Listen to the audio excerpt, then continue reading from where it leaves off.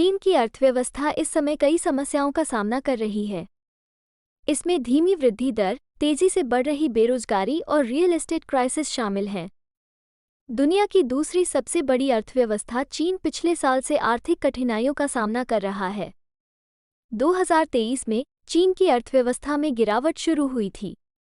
इस साल भी यही स्थिति है। इस हालत को सुधारने के लिए चीन कई उपाय कर रहा है, लेकिन चीन की समस्या कम नहीं हो रही। चीन अपनी अर्थव्यवस्था में खराब कर्ज की समस्या से निपटने के लिए बड़ी संख्या में छोटे बैंकों का विलय कर रहा है। हालांकि विशेषज्ञों का मानना है कि इस वर्ष चीन के वापसी कर पाना मुश्किल होगा। चीन की गिरती अर्थव्यवस्था का सबसे बुरा प्रभाव अन्य देशों और अंतर्राष्ट्रीय कंपनियों पर भी पड़ेगा।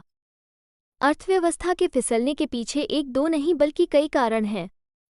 चीन पर कई गलतियां भारी पड़ी हैं। इसके चलते ही चीन की अर्थव्यवस्था लड़खड़ा गई है।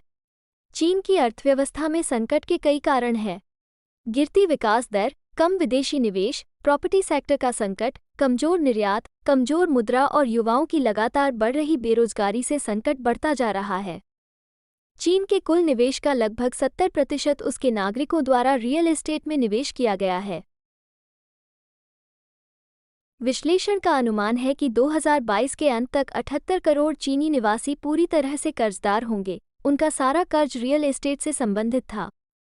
साल 2021 में चीन की सरकार ने बिल्डरों के कर्ज लेने की लिमिट को सीमित कर दिया।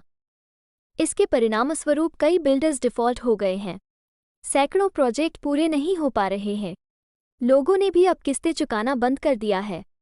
खर्चा करने से बच रहे लोग शेयर बाजार की हालत खराब होने से भी चीन की अर्थव्यवस्था पर असर पड़ा है। चीन में 22 करोड़ से ज़्यादा लोगों ने स्टॉक मार्केट में निवेश किया हुआ है, लेकिन चीन के शेयर बाजार की हालत खराब है। पिछले 3 सालों में चीन के शेयर बाजार में 50% की गिरावट आई है। दुनिया भर के बाकी देशों में ये स्थिति नहीं है। चीन की सरकार बचत करने पर जोर देती है। चीन की इस घरेलू नीति से भी आर्थिक हालात पर असर पड़ा है। चीन में कम घरेलू खर्च की वजह से भी अर्थव्यवस्था को स्पीड नहीं मिल पा रही है। चीन के लोग ज़्यादा खर्च करने से बच रहे हैं।